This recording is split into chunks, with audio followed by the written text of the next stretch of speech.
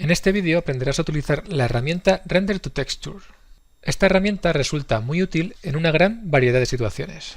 Por ejemplo, para hacer un baking de los mapas de tus materiales en una escena iluminada e incluir la información de esa iluminación en el material, de forma que 3D Studio Max u otra aplicación o motor de juegos no tenga que hacer el cálculo de las luces de la escena. También puedes utilizar Render to Texture para capturar detalle de geometría High Poly y proyectarlo en geometría Low Poly, para que esta geometría dé la impresión de ser mucho más detallada de lo que en realidad es. Enseguida verás cómo, pero antes vamos a echar un vistazo general a los rollouts de la herramienta. Por cierto, un detalle muy importante antes de empezar. Los objetos a los que apliques Render to Texture tienen que tener sus UVs perfectamente generadas, sin solapamientos. Para este vídeo he creado un par de cajas. Para estar seguro de que tienes unas buenas UVs, si se da el caso de que no las has creado tú, selecciona el objeto, aplica Unwrap, abre el editor UV y analízalas. En el caso de esta caja, que solamente tiene 6 polígonos, es muy sencillo. Las UVs están perfectamente generadas, no hay solapamientos ni polígonos volteados. Pero no todos los casos van a ser así de sencillos, habrá geometrías mucho más complejas. En esta misma escena tengo una caja High Poly con una geometría algo más complicada. Haz lo mismo que antes, aplica el modificador Unwrap UV, abre el editor de UVs y analiza estas UVs. Si después de analizarlas tienes la impresión de que son unas UVs aceptables, puedes hacer la siguiente prueba para comprobar que no tienen ningún polígono solapado ni invertido. Ve al menú Select y haz clic en... antes de venir aquí tienes que activar el modo subobjeto polígono. Ahora sí, ve al menú Select y haz clic en Select Overlapped Polygons. No debe aparecer ninguno. Si hay alguno, tendrás que solucionarlo. Por si acaso, vuelve a hacer clic en Select y a continuación en Select Inverted Polygons para asegurarte de que no hay ningún polígono invertido. Si las UVs no te convencen o no existen, tendrás que crearlas. Recuerda, es imprescindible que los objetos a los que apliques Render to Texture tengan unas buenas UVs sin solapamientos. Volvamos a la escena. También he creado un par de luces fotométricas para que dibujen estas formas en la superficie de la geometría. Esta es una de las luces que está afectando a esta caja y aquí arriba tengo la otra, que afecta a la cara superior. ¿De acuerdo? Si cambia la luz de sitio, la iluminación cambia. También hay una luz Skylight con una imagen HDR que nos da luz ambiente. Cada uno de estos objetos, las dos cajas y el plano, tienen su propio material aplicado que puedes ver aquí, en el editor de materiales. Este de arriba sería el material de la caja High Poly, este sería de la caja Low Poly y este es el del suelo. Para abrir la herramienta Render to Texture puedes ir al menú Rendering y hacer clic aquí, Render to Texture, o bien utilizar el atajo de teclado 0. De esta forma abres el cuadro de diálogo Render to Texture. En el grupo Output puedes configurar la ruta en la que quieres que se guarden los mapas generados por Render to Texture. Por defecto vendrá configurada la ruta a la carpeta Images del Project Folder activo, pero puedes cambiarla si quieres. De momento lo vamos a dejar así. En el rollout Objects to Bake aparecerán los objetos seleccionados, que serán los objetos a los que vas a aplicar Render to Texture. Pueden ser uno o varios. Si seleccionas la caja Low Poly, aparecerá aquí. Si seleccionas suelo, aparecerá aquí suelo. Si en lugar de seleccionar un solo objeto seleccionas dos o más de dos, aparecerán todos aquí. Este parámetro de aquí llamado padding lo que hace es extender el color en los límites de las costuras de las UVs. Es útil, entre otras cosas, para videojuegos que utilizan un sistema llamado bitmapping que consiste en crear versiones cada vez más pequeñas de un bitmap para utilizar en función de la distancia del objeto que lleva aplicado ese bitmap a la cámara. Puedes encontrar una definición de bitmapping en el glosario de la página 3drrender.com. Aquí puedes leer una definición algo más extensa de lo que yo te acabo de explicar en esencia. Si buscas el término bitmapping en imágenes de Google podrás encontrar todos estos ejemplos. Aquí tienes uno muy claro en el que ves el mismo bitmap en 1024, 512, 256, etc. Como regla general puedes aplicar un padding de 5 cuando el mapa de salida sea de 512 x 512, 10 para 1024 x 1024 y 1516 a partir de 2048. En el grupo Projection Mapping tienes los ajustes para, como te he dicho antes, capturar detalles de geometría High Poly y proyectarlos en geometría Low Poly. En el siguiente grupo, Mapping Coordinates, tienes las opciones necesarias para crear coordenadas UV en el caso de que tu geometría no las tenga. Para hacer esto tendrías que activar la opción Use Automatic Unwrap, pero no te lo recomiendo para nada. Lo mejor es que generes las coordenadas UV tú mismo y que actives la opción Use Existing Channel. Seleccionas el canal y te olvidas de la opción automática que no suele dar buenos resultados. En el Rollout Output encontrarás las opciones que van a definir el formato, tipo y tamaño del archivo que vas a generar con Render to Texture. Haciendo clic en el botón Add, seleccionas el tipo de archivo de esta lista.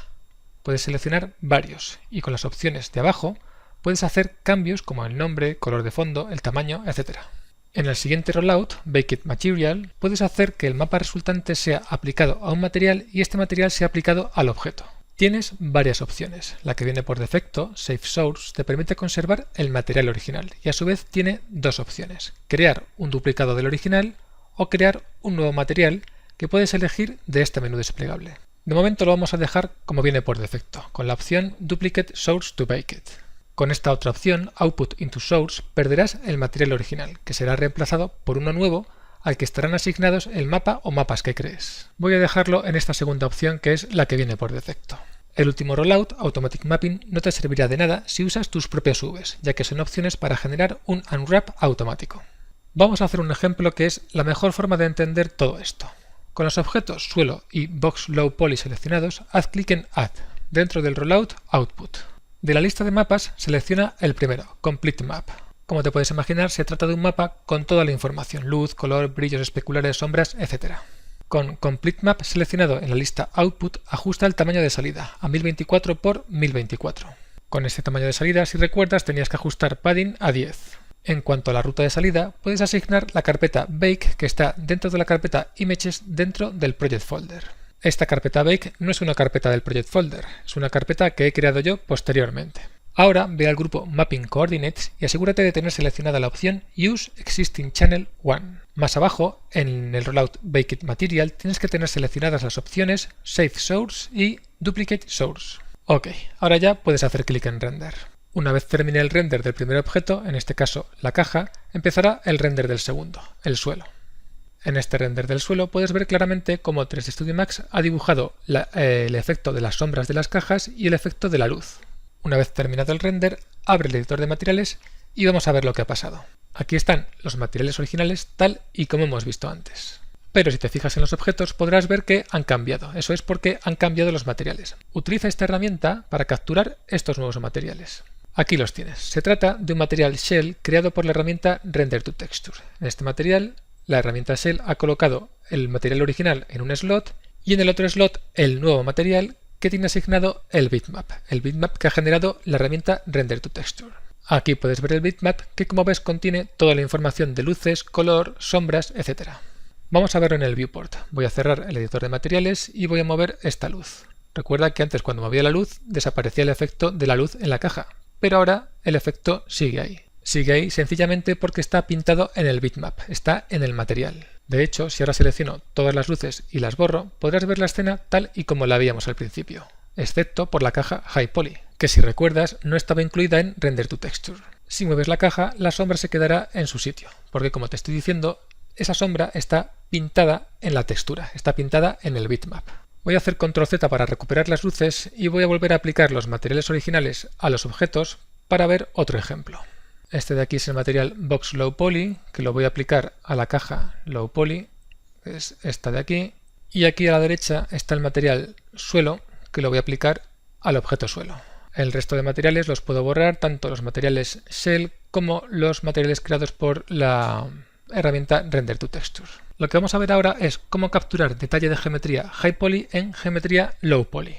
Para ello tengo esta caja High Poly con unos sencillos detalles modelados. Esta caja tiene 148.992 polígonos, mientras que esta otra caja Low Poly tiene 6 polígonos. Para poder hacer la proyección, los dos objetos tienen que estar en la misma posición. Ok, ahora selecciona la caja Low Poly en el Scene Explorer y ve al cuadro de diálogo de Render to Texture. Busca el grupo Projection Mapping, que tiene que estar por aquí arriba, y haz clic en Enabled para activar la proyección.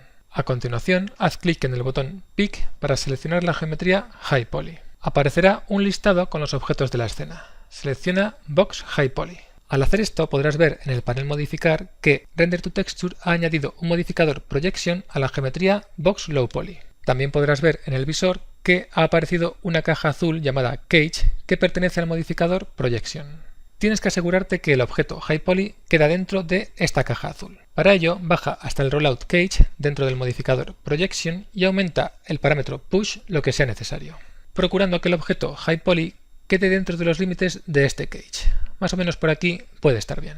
Ahora vuelve al cuadro de diálogo Render to Texture y revisa los ajustes. La carpeta de salida puede ser la misma que hemos utilizado antes, Bake.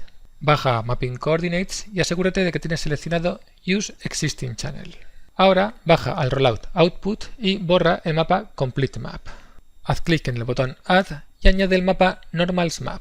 Esto es esencial. En este mapa es donde Render to Texture va a guardar toda la información de la geometría High Poly.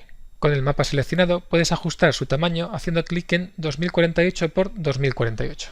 Por último, si quieres, puedes subir y ajustar el parámetro Padding a 16. Ok, ahora ya puedes hacer clic en Render. Ok, ya ha terminado el render. Lo que ves aquí no es el mapa de normales, como te puedes imaginar. Ya sabes que los mapas de normales no tienen este aspecto. 3D Studio Max ha guardado el mapa en la carpeta que has asignado. Ya puedes ocultar la geometría High Poly y borrar el modificador Projection de la geometría Low Poly. A continuación, abre el editor de materiales y captura el material que ha creado Render to Texture. Aquí tienes el material Shell con el material original y el nuevo material con el mapa de normales asignado. Vamos a echar un vistazo a ese mapa de normales. Aquí lo tienes. Ahora ya puedes cerrar el editor de materiales. Para ver el efecto de este mapa de normales en el viewport tienes que ir a Realistic Materials with Maps. Vamos a ver cómo reacciona este objeto con la luz gracias a este mapa de normales.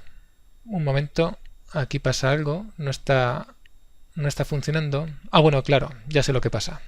Lo que ocurre es que Render to Texture ha conectado directamente el mapa de normales al canal Bump, sin pasar antes por este mapa, Normal Bump. Lo solucionamos en un momento. Conectamos el mapa normal a Normal Bump y Normal Bump a Bump.